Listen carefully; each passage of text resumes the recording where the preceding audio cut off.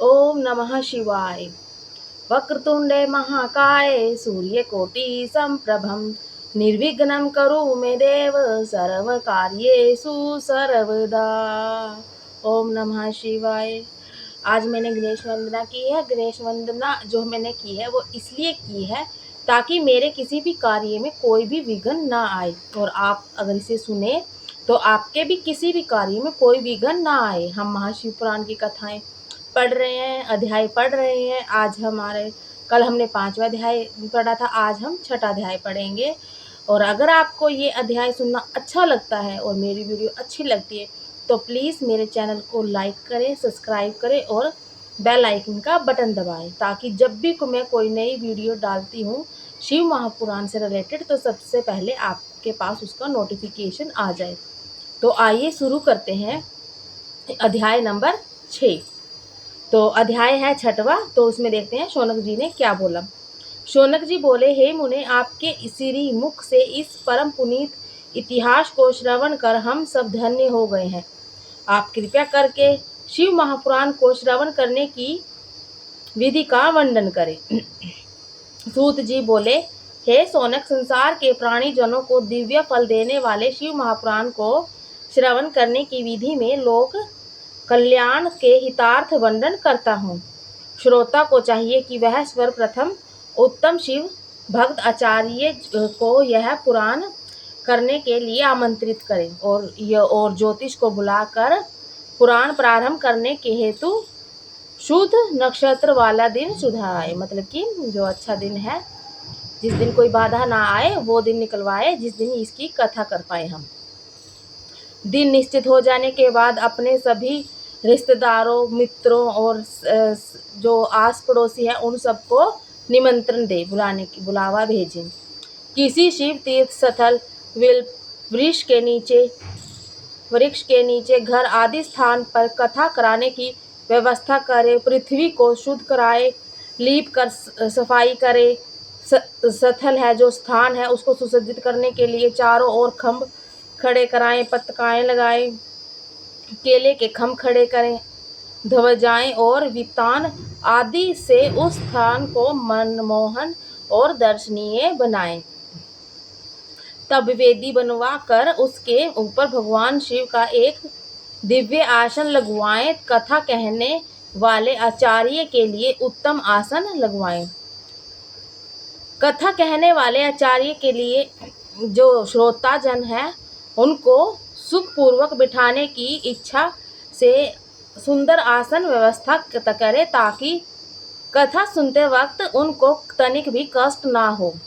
आसन व्यवस्था करने में इस बात का विचार रखें कि वक्ता का मुख उत्तर की ओर हो और जो श्रोतागण है जो कथा सुनने आए हैं उनका मुख जो है वो पूर्व की ओर, और जो दोनों का मुख हो वो आमने सामने हो। श्रोता के पधारने पर उन्हें आदर सहित स्थान दे। पुराण आरंभ करने समय समस्त चिंता त्याग कर हृदय में केवल शिव का चरणों में अपना सर झुका के रखें और उसका ध्यान लगाएं। कथा प्रारंभ करने के लिए जब वक्ता शासन पर बैठे तो कथा समाप्त होने तक किसी को नमस्कार ना करें। पुराण के ज्ञाता पुण्यात्मा होते हैं, उनकी अवस्था का विचार नहीं किया जाता।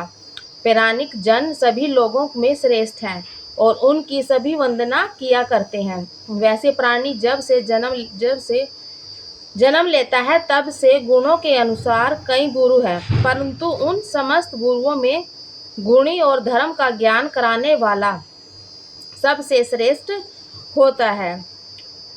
उस पर भी जो पुराण सुनाता है वह सर्वश्रेष्ठ है। प्राणी करोड़ों जन्मों से एकत्रित किए हुए पापों को नष्ट करा कर महामुक्ति दिलाता है। अतः पुराण को बांचने वाला भी परम सात्विक, साधु, प्राकृतिक और दयालु होना चाहिए। उसे उचित है कि वह प्रातःकाल से कथा बाँचना प्रारंभ करे और 3:30 पहर कथा को बाँचे। मध्याह्न को श्रोताजनों को 2 घड़ी का विश्राम दे ताकि वो मलमूत्र से अपना फारिग हो पाए।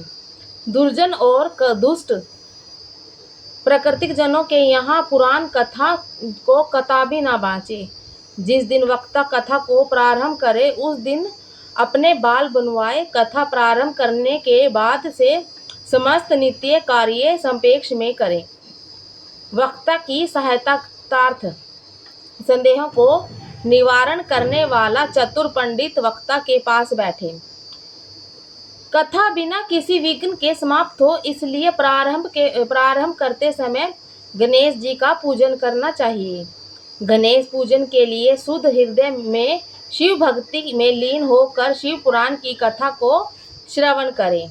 जो श्रोता चित्त में भांति रखते हैं, जिनका चित्त काम में विलिप्त होता है, जो क्रोधी हैं, भव्यचार और पाखंड से में रुचि रखते हैं, वे इस कथा के पुण्य को नहीं पाते।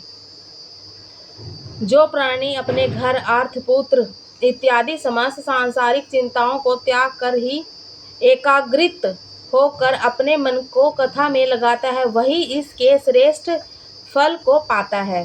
समस्त प्रकार से अपने मन को इस बस में कर जो एकाग्रित होकर कथाओं श्रवण करता है, वही पुण्य प्राप्त करता है।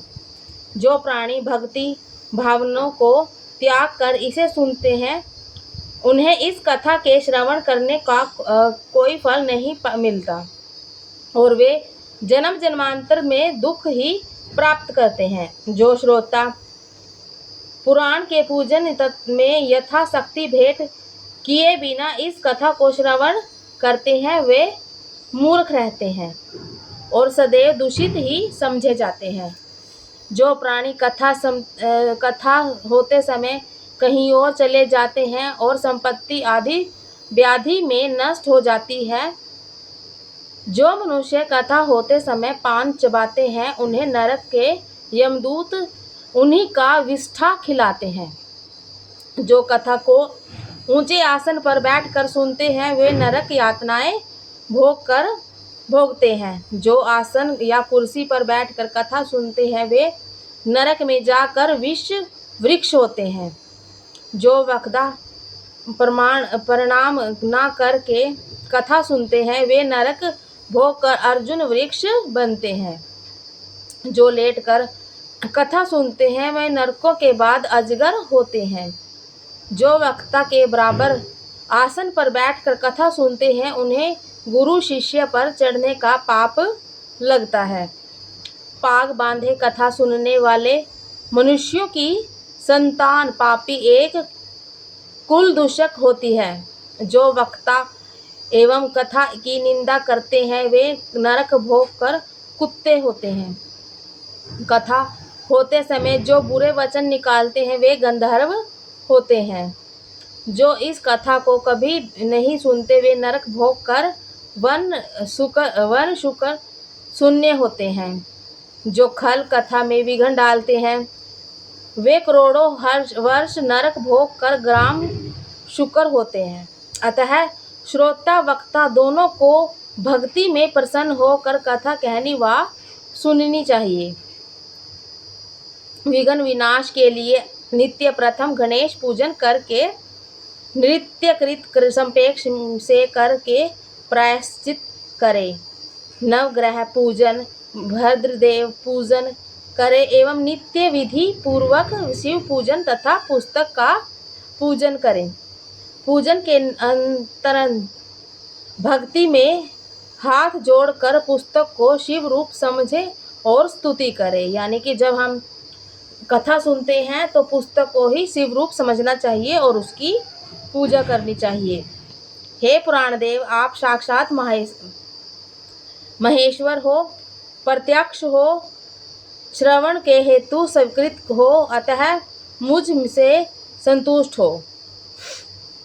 मेरा संपूर्ण कथा श्रवण करने का मनोरथ आपका सफल करना है। हे शंकर, मैं आपका दास हूँ, भवसागर में पड़ा हूँ, कर्म ग्रहों में जकड़ा हूँ, दीन हूँ, मेरा उद्धार करो। इस प्रकार शिव पुराण की स्तुति करके नम्रता से व्यास जी पूजा करें। शिव पूजा की विधि में पुष्प, वस्त्र, भूषण, धूपबत्ती आदि से वक्ता का भी पूजन करें। उसके आगे शुद्ध चिंतन को पुराण समाप्ति तक यत्नपूर्वक नियम धारण करें।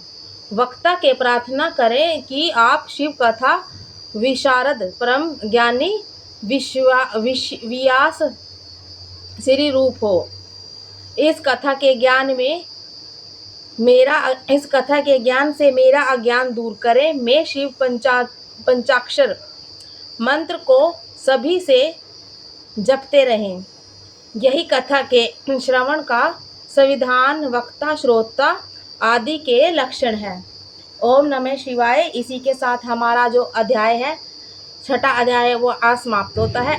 कल हम आपके लिए 7वें अध्याय के बारे की जानकारी लेके आएंगे। तो अगर आपको मेरा ये वीडियो अच्छा लगा तो प्लीज़ मेरे चैनल को लाइक करना, सब्सक्राइब करना, और अगर मुझसे कोई भी गलती हो गई हो तो मेरे कमेंट बॉक्स में ज़रूर लिखना। तब तक के लिए ओम नमः शिवाय।